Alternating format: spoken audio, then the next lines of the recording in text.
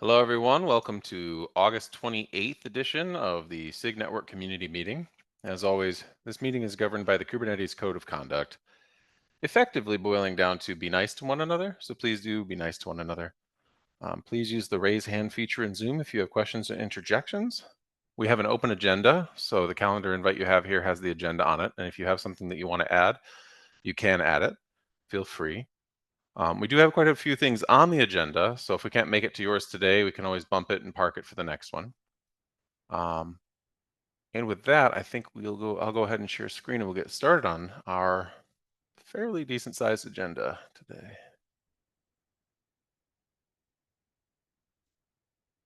Is that working? All right. For the first 15 minutes or so, let's try to do some triage. We may not need all of that, actually.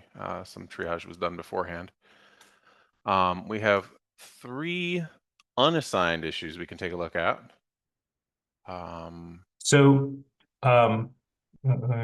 the first one I wasn't sure what to do with. The second one, like I was saying, that's the one that, okay, We'll skip over the Windows one. Yeah. All right, so let's look at the one we don't know what to do with yet. I didn't have time to pre-check much today. They're basically asking for the behavior of Etsy hosts on host network pods to be changed, and I don't really have any good sense of why we do what we do with Etsy hosts, and if this is even really our problem as opposed to SIG-Node. Looks like Bowie commented. Yeah, I just isn't there already like a lot of tunables to override the DNS behavior? Like I would just be curious. It is possible that you only can't just do applies that. to pod network pods. I recall. I think that this that is I'm a uncertain duplicate of. of another one. Yeah, this is when using host network. But does host network automatically disable the policy? I can take a look at this. There was, as what we say, a CAP recently to change the hostname override, but it's not related. But the lines is the kubelet is a node component, so they are kind of approvers. But we SIG Network are the experts, so we get involved. So it's not that it's minor QRs. It's this kind of thing that requires a bit of everyone to. Okay, so assign you to it to triage it? Yeah, no, let's not triage, but I want to take a look because I don't know if it's a null thing, it's something that we already have. There was several regressions on the host network pods. Okay, all right, sounds good. And then skipping over the Windows one, the next one we got is make health check node port optional for on-premises load balancer services with external traffic policy. So if you skip to the last comment, this is a repeat of a bug that we closed a few weeks ago. Because they're asking for another random option to be added to service, and theoretically this could be implemented better by gateway, and that's what we said last time. So now we have to answer, do we still just want to say, nope, we're not going to fix it, you can eventually hopefully use gateway, or do we say, well, okay, since people keep asking for this, maybe we do need to do something about it? Are we keeping track of all those? We are not. Like all the requests. Yeah, I think it might be, I don't know how to maintain this organization, but we might want to just somehow keep track of all these random ones, because eventually that will make a case, right, to like do something. Label maybe gateway API. I'm assuming we can't have a gateway label on k/k, but if we can, I'm Who's that? Yeah, I was thinking it was just like a random doc or something. Yeah. But even if not, the thing I was gonna suggest here is Shane is very good at creating project boards, and project boards I think can reference issues from different projects. Yeah, they can. You can do that across anywhere, pretty much. Yeah. We could start tracking them in the Gateway API project, but it would be nice to have and then just let every SIGNet. Here, I mean, I think before every Gateway lead is to understand the request, because they are saying if we have a type load balancer, we already removed the need to have a node port, right? So what they want is not even allocate a node port for external traffic policy local, right? So then the problem is, how do they do the health check to send the traffic? So I don't think that this is even a problem of, and they are talking about methodology and BGP. So external. Well, this stuff is all I don't pretty. have clear what is the request. I think that he come up with something, but he's demanding a different feature. Yeah. This is all. Oh, go ahead, Tim. Hey, all. Sorry, I was late. I jumped in halfway through this one, but I feel like this is one of what will be sort of an endless stream of requests to decompose the assembly that is a service today. And I don't see us really with a strong appetite to do that outside of a cleaner API, which is Gateway. Presumably Gateway. I mean, maybe it's something else, but if there's something else, we're in trouble. Yeah. This stuff is all normal stuff for me. I'm happy to at least try to triage it forward. This stuff's all very much in my wheelhouse. So, Tim, I think you missed when Bowie was saying maybe we need to start keeping better track of all of these little feature requests like that, because we do keep getting them, and it's not totally clear that Gateway solving everything is super imminent. Well, I mean, it's not gonna happen by magic, and reality is nobody has stepped up to really drive Gateway for L4 problem domain. oh no. Unless one of us can motivate our respective employers to do it, it's just not gonna happen, because realistically, the ecosystem is much more focused on L7 than it is on L4. But I do think, like, if someone was to pick this up, it would be good to just drop them like a very simple list of like, hey, and these were all the things that people have been talking about for years. Yeah, I mean, absolutely.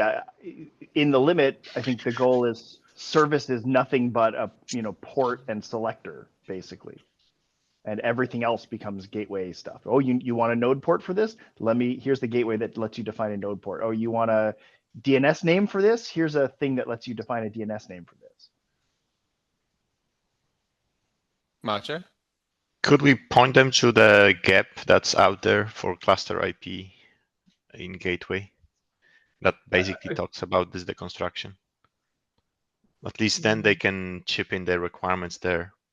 The linked duplicate does link to that gap. Yeah, but I'm thinking, like, is that a good way of keeping track of stuff? So I think, like, I like Rob's suggestion of putting this in just like a project board, so we don't lose track of them. Because, like, sending everyone to comment on that PR also becomes a little overwhelming as well, just from like managing. Yeah. Like, imagine after a while you like scrape through the entire comment thing to like figure out what people asked for. Yeah, we used to have an overarching project board for Gateway API, but then we started shifting to some very, very deliberate release process. And so now we have a project board for specific releases. So we don't have like a great place for it to hang out at the moment. But I'm fine with at least trying to triage it forward in the context of like trying to determine if Gateway could be a good place, just like dig through. It's sounding like, we're kind of just giving the same answer to the same question, but dig through it a little bit. Oh, it looks like Antonio's got a suggestion as well. Well, the suggestion is that they can use external traffic policy clusters. If their load balances are already health checking, they already have the behavior that they want. Presumably they want source IP preservation. But when didn't you fix that when it's clustered and the pod is in the same node, we don't masquerade? Do we masquerade and send to the same node? So what I'm reading from this particular issue is it looks like Metal LB doesn't use that health check port because it probably is using a different mechanism to maintain membership.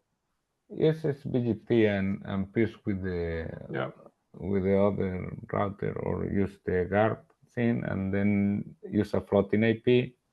So it's like an L3 only load balancer. But I think in general, like people just don't want to use a port if they don't have to. Like that seems like a more basic, I guess, like ask. Right. Like the whole design of service was intended to be easy to use and let implementations do the things they needed to do, which said we're going to make assumptions that they were sort of concentric expansions. And we're now at a place where people are saying, yeah, but that's expensive for me. And I would like to turn off some of the internal stuff. And instead of having it be concentric, I'd rather it be a donut. And that's really the request. Can we make every facet of service individually configurable? Yes, I don't think we should add 8 different bools to service to turn off the bits and pieces.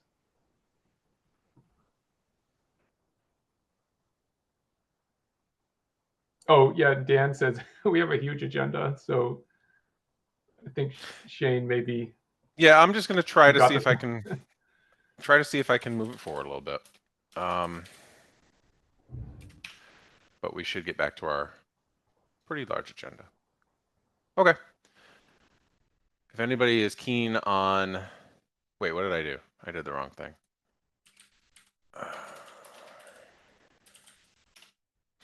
If anybody is keen on the Windows issue and wants to take a look, there is one there. Feel free. All right, moving on to the next part of the agenda. Antonio wants to talk about donating KindNet to Kubernetes SIGs. Yeah, this was brought up in one of the reviews, and it's also you see in several emails and comments that I'm doing a self-retrospective by myself and saying, oh, if Antonio leaves the project or whatever, there is a lot of these projects that are using this for testing.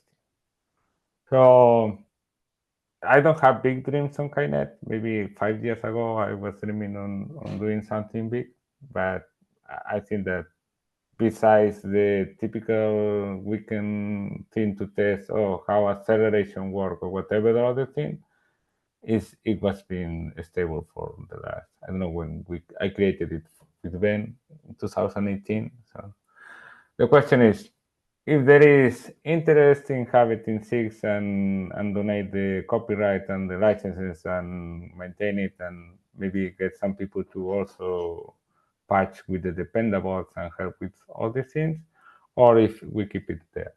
I don't have one or other reason that Dan commented this, and I think that it's important to bring up this topic to this forum. Yeah, Antonio and I had talked at the last KubeCon about how we really like the idea of having a reference implementation of everything so that core SIG network can test everything ourselves. And when things don't work, it's always debuggable. And I guess that's true of our kind-based tests now already because they're using KindNet. But that means that our testing depends on this mystery third-party network implementation.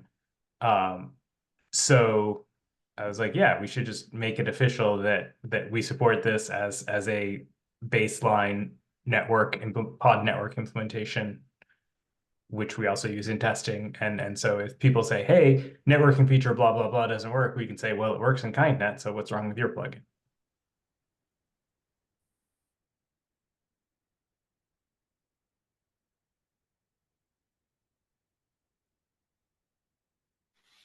Mike says, since Kind is already in K8s, we should do this. So +1 for Mike. I think so. So the name is downside. The name is slightly misleading in that it is not kind specific, although it's not currently fully general purpose. But it could be. Yeah, roger that. Well, I think maybe submit the official request. Okay, I will put the request and also something for the naming, and then we follow up on there, right? Sounds good. Thank you. Do we need to That's- change the name? Sorry, I just. Yeah, does the name need to change? That's a good question. Like, seems fine. Benjamin says to change the name, and well, the Maybe it's important because thing it's to a me, network that's kind to you. It's not about docking. I don't know. Look, I open there and we bike set there, and then if we keep bike setting in the next SIG Network meeting, we come to a conclusion. But the important thing for me is the feeling, right? It's something that are we willing Yeah. to host or not? Quick question: Is it? I get that it's general purpose, sort of, but is it worth in? Is it valuable? Is it helpful to us in terms of like just kind of keeping scope controlled to be very Absolutely. explicit when we pull it into? If we pull it into into Kubernetes SIGs, would it be valuable to say actually we really just mean this is for kind now? It's not meant to be general purpose. No, it's not for kind. It's used in GCE. It's used in the AWS jobs. It's used in all these jobs that require a CNI, and then when they install, I don't want to Okay. say the names. When they I install get all what the you're saying. things, There are more things. you it's can- a third party, and then they call us. Oh, you need to debug, and say, I don't have an idea of how this specific plugin works, right? And what Dan says, okay, at least you know your thing, right? You're testing with this, and you get the knowledge here. We already have this, and the problem is that I'm realizing, oh, there are many things that depend on me, and it will be better if it don't depend on me. Okay. So it sounds like in theory, then there are quite a few other dependencies that we would be managing, but we're kind of already doing that. Wait, what do you So- mean? Well, bear with me, but it sounded kind of like there are more than just kind depends on this. So part of the responsibility we're taking on is some level of responsibility to these other dependencies. It's in the agenda. You see, COPS, Kubernetes provider AWS, Node IPAN controller, and those are the ones that I found. I think that the cluster API guys already installed it too. Okay. But we're not taking, like, they are using KindNet because we would be providing it as a reference implementation of networking. Like, we're not saying we guarantee it works for your use case. We're saying we guarantee that it works as a reference implementation of pod networking.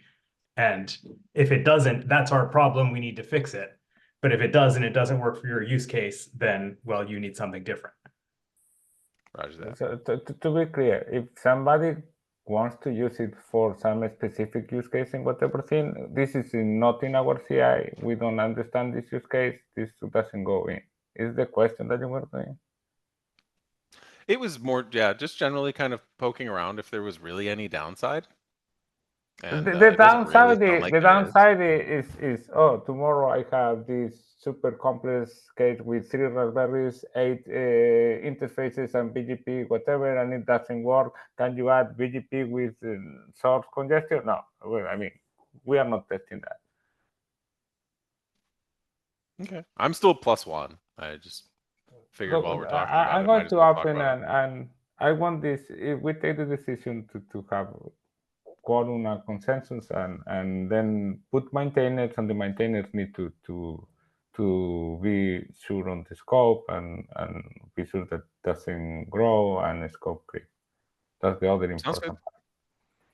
Sounds good. So yeah, sounds good. Let's make an official request. Next on the agenda, Mache, there is a demo and an update for multi-network. Would you like me to set it up so you can share the screen? Yes, please, if I could. So I think 2 meetings ago, I did the presentation for this in what we kind of cooked up and think of where we want to push the multi-network. And this is, of course, in cahoots with DRA. Today, I just want to focus on the demo part. I think last time we kind of flew through it, so I want to have more time today to kind of go over that. And if there's any questions, if not, then just last time I'm going to talk about this. Let me quickly, I'm just going to show quickly what is the general idea for folks that might not be aware. So quickly going back to my deck. So how we are thinking is we want to introduce a pod network object will have some basic data in it. And then how we want to leverage the array is to via the resource claim, and it will just, as a selector, say, I want a resource that connects to a specific pod network. And how we kind of implement this is via the DR driver, understanding the pod network, and then just adding the pod network attribute. And basically that's the gist of it. And of course, pod moving away from any of the multi-networking stuff being as a annotation or something else, we are moving to the DRA resource claims list and going through that. This is more detailed aspect. I'm going to show it in the demo. The other thing I want to call out is we prepared something that changed from last time I talked about this. We prepared a one-click make demo place where you can just go. It will create a kind cluster, prepare all the things for you, and can poke around. So this is what I'm going to demo this on as well, so you can see what I mean. Let me quickly switch my I want to share this guy now. Can you see my console? Yep. Mache, like, I don't know how It's many a people little were. small. Sorry, Mache, I don't know how many people were here last time and have context. Does it make sense to just spend about 3 minutes on slide 4 just to give folks some context before we run into the demo? Yeah, I can definitely talk through it more. I think it's just like just spend like 3-4 minutes. More. Okay, let's do that. Let's me get back. So I think this is what you mean. Slide 4, sorry, just on the general approach. Okay. To give people some context. So what we are thinking here as well with this approach is to kind of divide and separate kind of the use cases into 3 areas. That's how we kind of envision this. The first area being just directly, I want to just use the array and net, and I don't DRA for all my needs, whether this is II or maybe just pointing to a RDMA device for AI. That kind of approaches where I don't care about any other aspects of the networking for myself, for my cluster. Then there is the section B, which the current proposal is trying to address, where we want to kind of have a centralized administrative object that says what kind of my pods can connect to in terms of networking.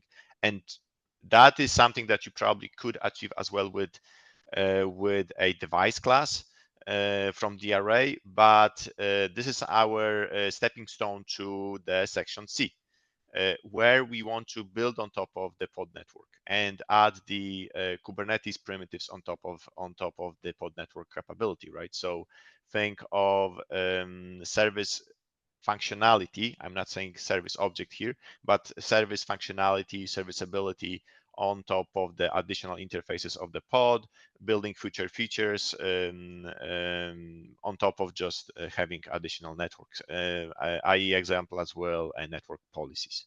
That's a very high level of that. Questions? Or is that kind of clear or not?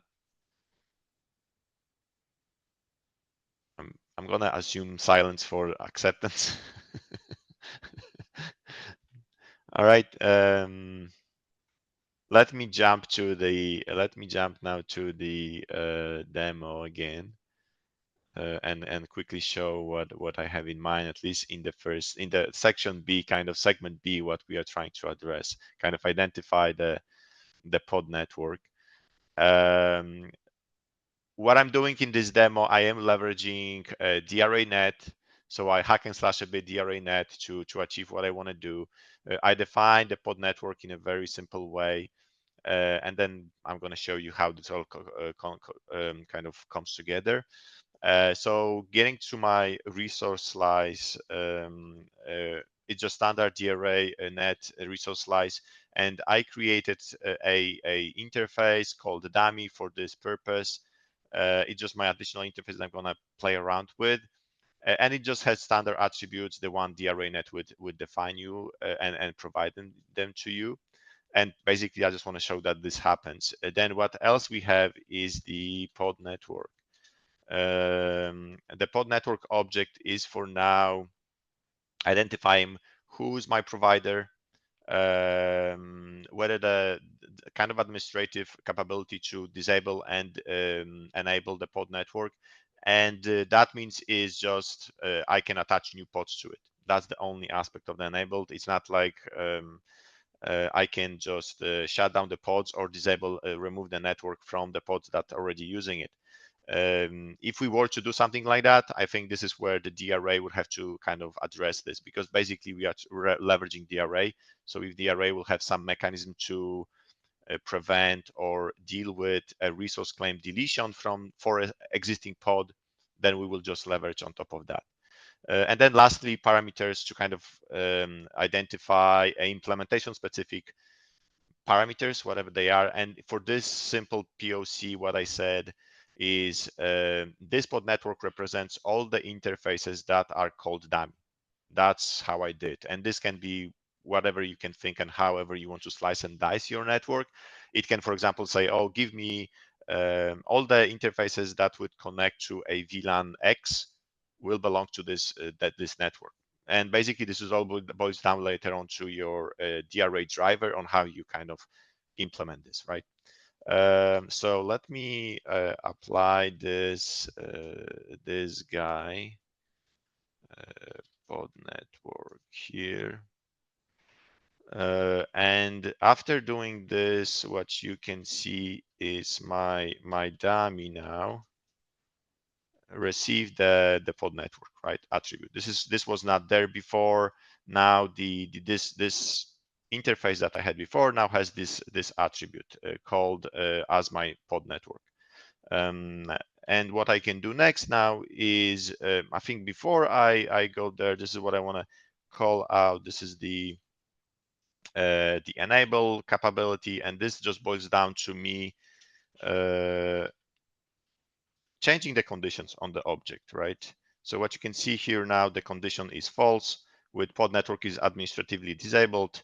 So right now, if I go back to my resource slice, right now how I implemented this is I just remove my my attribute. So right now the attribute is gone from the existing resources, and now if I were to create a pod and the resource pointing to this, I will not have the resource, so I will not be able to connect to it. And this is applicable to only new pods, right? So let me quickly go back here to true. Feel free to ask question, interrupt me. I don't mind if you have something or if you want me to do something else here. Okay, now I'm just gonna apply my pod. Before I do that, I will show the resource claim. What I want to do is this guy. So in my resource claim, what I'm going to do is I have my standard resource claim pointing to some device class name that I pre-created. And then as an expression, I say device attribute, DRA pod network, and just point to my network, right? That's how my resource claim looks like, kind of straightforward. I think this is something that we need to talk with the DRA folks, whether we can get rid of that. But for now, I have to have this. Otherwise, it will fail on the resources that don't have this attribute. I fixed that in recent versions. Is that DRA net issued, Antonio? Yeah. Is the driver, that's how they handle it? It's not just the, oh, okay, I see. I thought that this is related to. There was no, this one no, but there was a bug related. We can talk offline, but yeah. Oh, okay. So yeah, I'm using same. some older version. Yeah, so there you go. So right now, yeah, for this version, I had to do that. So if there's a new version that has this sorted out, then probably you can simplify that. But still pointing out the fact that I'm just pointing to a pod network named like that, right? And this is what I'm looking for. And now I'm just gonna apply my pod.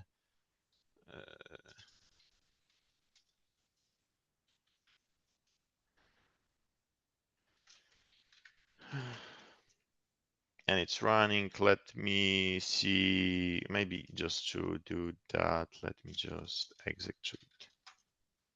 And let's see, I am not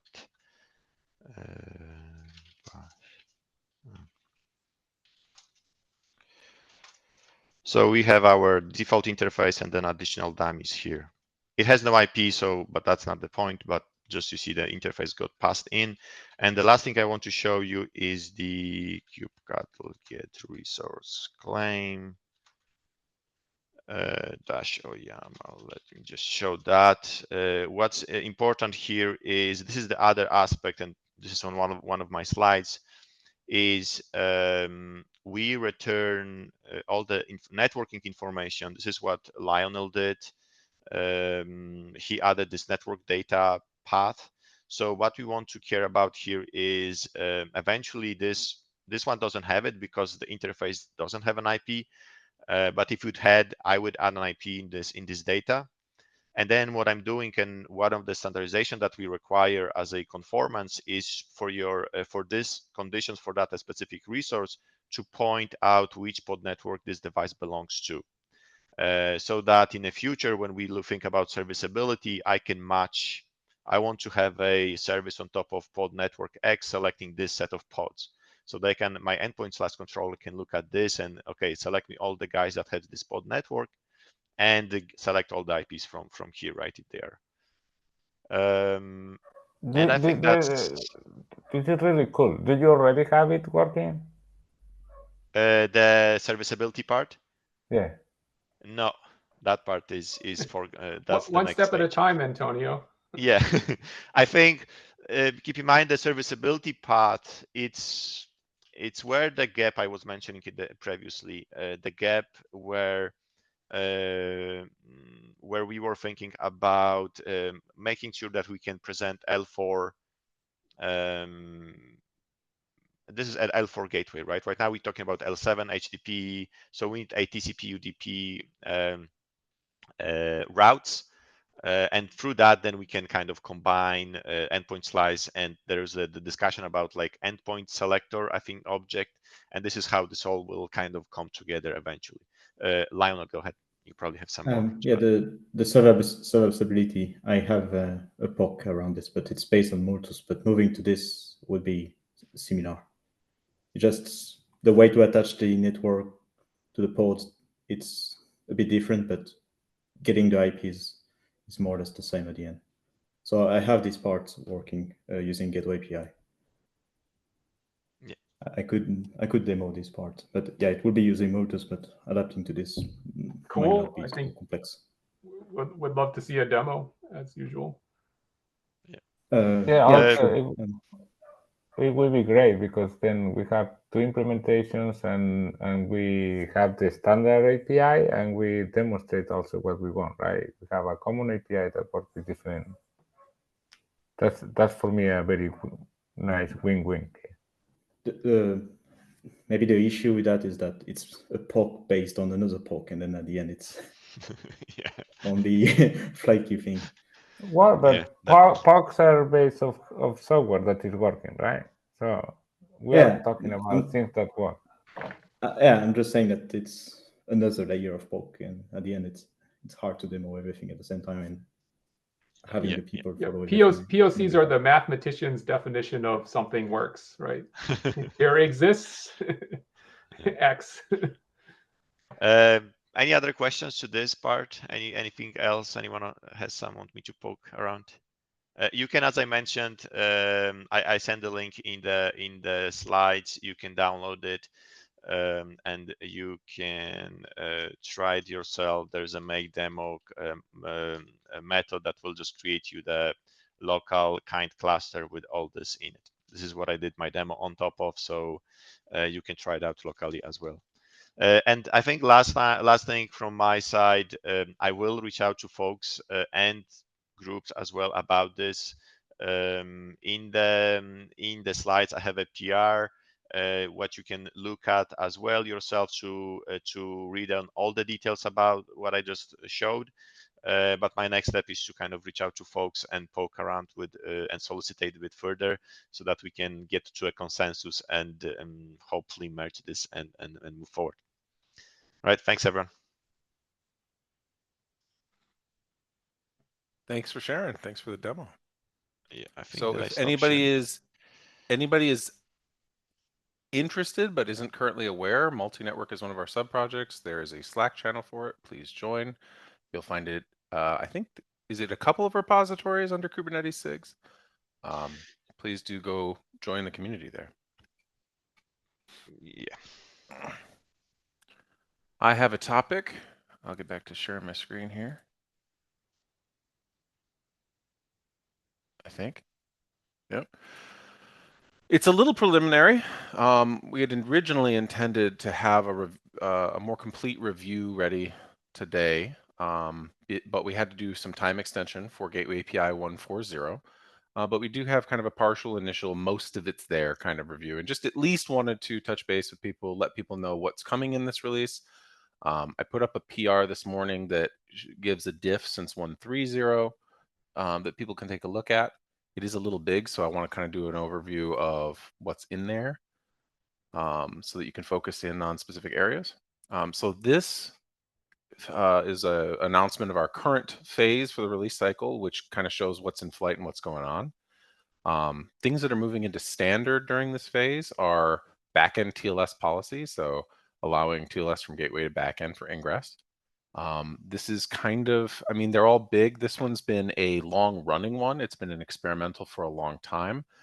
And it's unique in that it is our first API that I guess will officially kind of use the policy attachment mechanism that has been both implemented by a lot of Gateway API implementers, but also controversial in its own way. Supported features is about basically being able to advertise what features a gateway class supports. And that is moving to standard in this release. Configurable retries in HTTP route. Actually, I think that got pulled, if I recall, now that I think about it. Yeah, that got that pulled. is not, yeah, that's not going to make it. That'll probably come back for 1.5.0. And then adding name to HTTP route rule and issue route match, which is a little bit more of a minor one, or a smaller one, maybe not minor. On the experimental side, we have a new mesh resource and default gateways, which is very interesting and has all kinds of implications. Default gateways, I guess, comes from a lot of different pieces of feedback that we've got. One of them is from the idea that Gateway API is a little bit difficult to use. So like one of the things that it may end up ultimately helping to solve is the problem where in the past, somebody who created an application, they have their deployment. Here's how you deploy my thing. They have their service. Here's how you get to my thing. Here's the ingress. This is how you expose it outside. Like that was all just something that they could provide to somebody, say, here, you go ahead and you deploy this, and whatever you have there takes, advantage of it. Gateway API is different in that we've historically had to have this idea of like, you need to kind of know something about the infrastructure. So it's not as easy to just package everything up and say, here you go. You kind of have to like know what gateway your route is going to be on. Default gateways may help with this because then you can just declare your intention that you accept being used by whatever the default is for your scope. So very interesting one. HTTP route level authentication, huge. We have these ones marked as special iteration because they're kind of moving outside of the normal process, but this one's obviously very important. Like backend TLS, it's considered kind of table stakes things that we're finishing up the table stakes for Gateway API. Go ahead, Rom. Yeah, I was gonna say this one is huge, and the special iteration here means that it had a lot of work done on it in the previous release, but just missed that release, and so it's been around for a minute. It's not something that we're trying to rush in. Yeah. It's a long time coming. A couple of these are. Client certificate verification for gateway listeners. That one is. Remind me why we called this one special iteration? Was it the same deal? This one, it's just, it's just been around forever. Yeah. Well, yeah. So it was already experimental. We're just making some adjustments in this release. That's it. But there's, yeah. Roger that. So in case it's interesting to anybody, we're code freezing shortly. We meant to this week. Just trying to do review and start release candidates soon. So what we're hoping for is some If anybody can spare the time now, initial review. Other than these main deliverables, there are some other things. You'll see a lot of conformance tests, which is a good thing, but also it'll be, there's a lot of them there. So just a heads up. You'll see some other things that have been kind of moving around. We're doing a couple of tweaks to TLS route. I think we may be looking at a 150 where we might actually move TLS route to standard. That's a little neither here nor there for 140, but you'll see some things in there. Some things moving around for cores, which again might be another one that might be a candidate for 150. So just getting some things in line for cores. We adopted kubelinter. Thank you, Ricardo, for getting that in. And that is helping us just kind of keep the ship a little, the screws tightened a little bit more and just kind of, make sure things are better in line. We also just in general had some redefinition of our release process. You'll see some of that in the PR as well, but it's not complete. And we did want to just show, if you're interested, there is a project board here which shows what remains. It's basically these PRs. It looks like a lot. Some of them are on the smaller side. So these are not actually in the big diff that I've provided here. But if you want to and can spend some time taking a look, or if you're just here and you're interested, if you're watching the recording and you're like, I'm interested to see what's next in Gateway API, we invite everybody to come in here, take a look at this PR. We won't merge it, but we'll take any of the feedback that we get here and try to apply that as we go into code freeze and RCs. Go ahead, Rob. Yeah, while we have everyone here, worth discussing what's useful. In the past, when we've had these PRs for review, it's been just a diff of /APIs, basically. It may be useful to include other things like conformance tests like this. I think this diff looks very complete of everything we've changed in the last cycle. I don't know what's most I can make one useful. that's, I can try to tear out one that's just the API changes to and link it. Yeah, I don't know. I mean, we've got, API reviewers here. I don't know if there's. Yeah, you can just go to any the stuff strong that's preference. You can just ignore other stuff if you want and just go to stuff under APIs. And Yeah.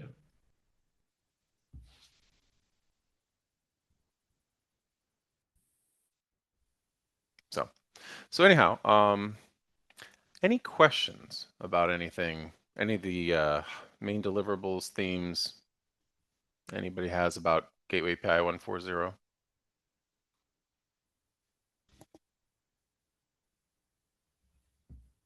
Just one thing. You are, I think, that the first using the linter. I see that there are some edges. Please bring back the feedback to the API machinery and all the forums. So if we do it for everyone, right? Because last time that you ended with some deviation, or I wouldn't say deviation, or fighting with the CRDs, it took a lot of discussions and whatever. So your feedback is you're the first. I don't know if you're the first. I think cluster API, but well.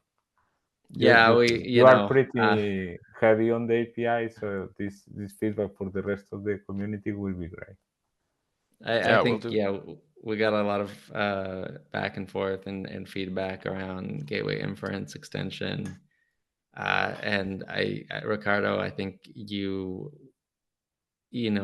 applied more changes or more of the linting rules on that project than you have on gateway API itself. Correct me if I'm wrong there, but I think there's probably less controversy about the rules that we've applied on gateway so far. Yeah, that's right. Because we decided to go full on the without linters, right? Like, hey, this is gonna be promoted to 1.0, so let's fix whatever should be fixed now. And and it made more noise there. That we did some incremental implementation. What I'm saying is, no, what I'm saying is that the linter is great, right? And the discussions are great, and you should read the team discussion with Joel and the others. It's just I want to not sound negative, just the contrary. This is super positive for the product. Yeah, I'm strongly in favor of the linter. It's very early days of having the linter, even though I know Red Hat's got some mileage on it. I think there's a lot of places we are not in alignment with what we want the linter to complain about. And so we're going to have to either fix or flag those as pre-existing, and that's just the way it's going to go. And then there's going to be things that we uncover. Sorry, Rob, that become rabbit holes that we have to go argue about. What does an optional structure really mean? Tim, we couldn't hear you well. Your Just the sound is. last. I'm sorry. Don't worry about it. Yeah, I think we got most of it. It was just the last few seconds or words. Suffice to say, yeah, I think we're the second adopter, and we will be kind of kicking the tires. So we'll make sure that we send feedback.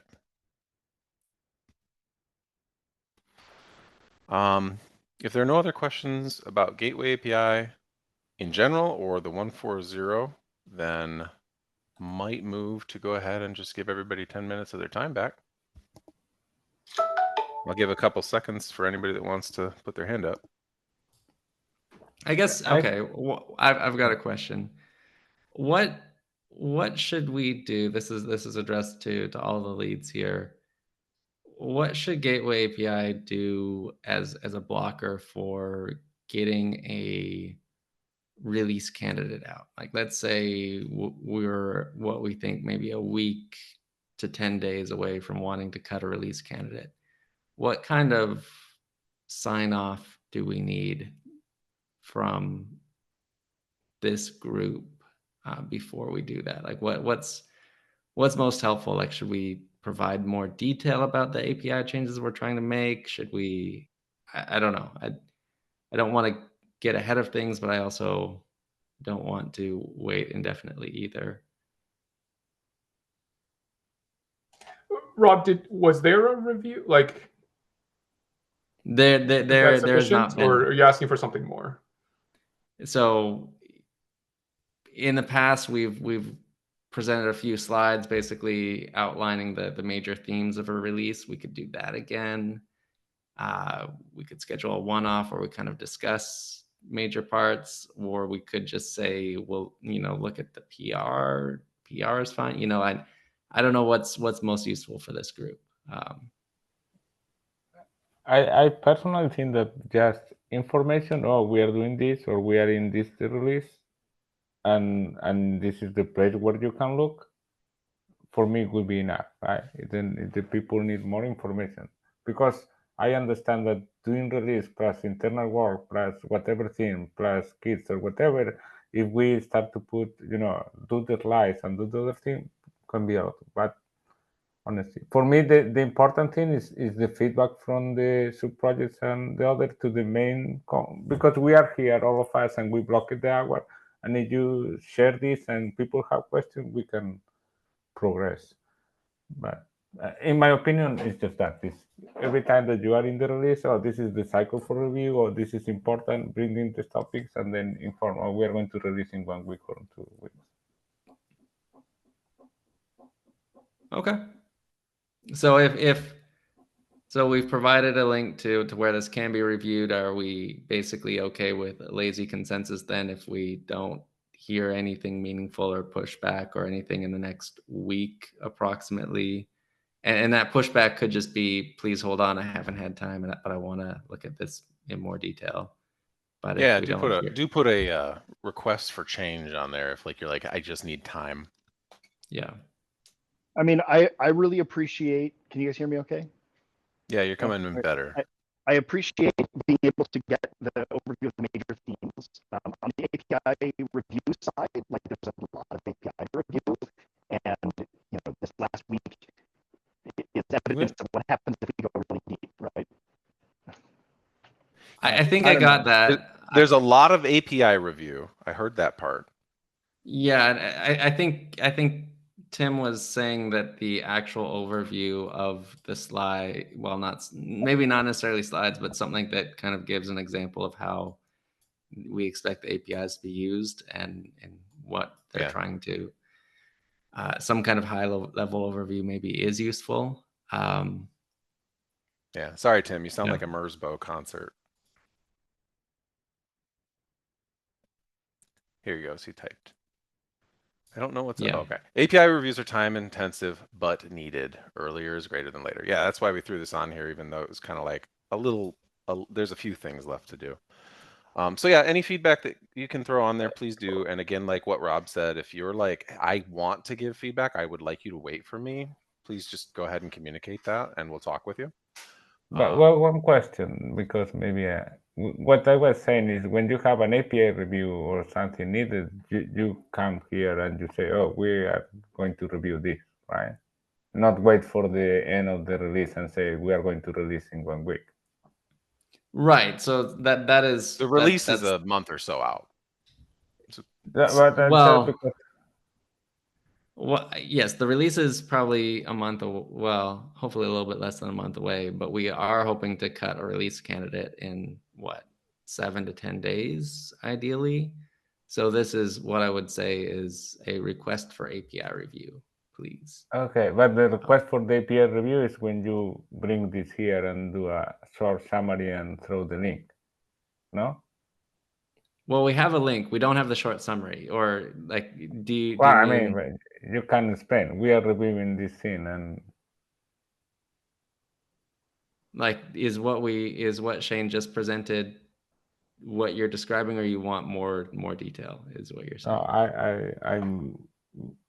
It's like CAP review, right? We have this CAP that we want to review, and it's about this, and you throw the link, and people can go to the CAP and review.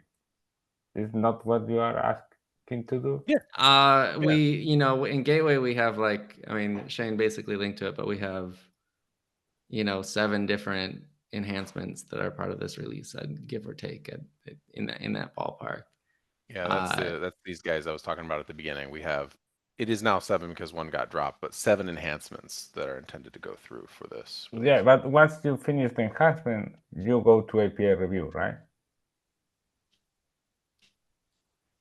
I see what you're saying. We have been in the past. It has been, I'll say, ambiguous with Gateway API. For 1.0, it wasn't, but for minor releases, it has been. So I think the ask is make sure you go to official API review for this release, like not just what we did here, but more. Okay, so then I misunderstood. What I understand that the process is you do a gap, then you implement the API, and then you do API review, and then you do release. It's not that 4 steps. Yeah, that's correct. So what I'm saying is what we've generally done so far, in the past few releases of Gateway APIs, we've presented, generally slides. I don't know that it needs to be slides. That's part of this conversation. But generally, we've had some slides that kind of give an overview of here's what we've done in this release. Here's some examples of how it would be used. Here's what we think might be controversial. And then we say we're going to rely on some lazy consensus of, release candidate in, say, a week or 2 or whatever. We don't have that. We're not quite as polished this time because there wasn't a convenient SIG Network meeting. Like ideally, the meeting would be a week from now. But yeah. So, maybe this is a thing where we should just schedule a one-off meeting to discuss this release in more detail. If that's useful, let's do that. What I was suggesting is just eliminate this buzz factor, right? If you aggregate everything to the summary, you imply that you need to do a bulk API review, right? And get so I was thinking that if you have intermediate, I don't think that all of them are in the same time. So you can scale the API reviews by, okay, now we have this thing that is ready for review, for final review, and you get this approved, I don't know, early in the cycle. They do generally all land in the same ballpark. We have timelines and release cycle, and some may land a week or 2 earlier. Forget anything that I said. Is what Tim prefer because he's doing the large thing. I'm fine with whatever you decide. I thought that you were asking for a more iterative process, but no, that seems that is not possible. I Well, at don't the think very it's least, possible with there's- this release, but I'm certainly open to ways we can improve this going forward. Yeah. And if nothing else, we've heard that there is I mean, it makes sense to have more API review, but that I do feel like personally, at least I feel like that's been like this the last few years. So we'll have to get back and talk to that. So I'll take a personal note to like talk a little bit more, like follow up on how we want to do this going forward. But at least for the moment, if you have time to review, if you are just generally interested, PR's here, it's 4042. We would appreciate feedback. You can just focus on the API section there. That one does include all the other little things too. And with that, we are right about at the top of the hour. So I think we're going to call it a day. Thank you, everybody. And this PR has 100 and if you need it chopped up differently, just let me know. I'm happy to chop no, it no, up. I just opened it. It's 375. Okay, that's great. Yeah, usually we just do like /APIs diff, which will probably be more easy. But if you just I was in a bit of a focus rush on- this morning because I had half hour Hey, before look, wall of meeting I for say this this meeting. in I'm happy to funny chop it up more. comment. Yeah, No, happy what to I chop try to say, what I see that Jordan and the other people, they have this dashboard and they put the API reviews and they they go cascading in chunks, so they assign individual reviewers and they manage this. Roger This way. So that's just open and I was shocking for me. I didn't mean anything. No, it's okay. We'll follow up and try to get you whatever you need to make it easier for you, but also follow up on like how to keep doing this because obviously it's a growing process. I will Until talk next with time, Jordan everybody. and team that they have more experience with all these things. Roger that. Thanks. Cheers, everybody. Have a good day. Yeah, but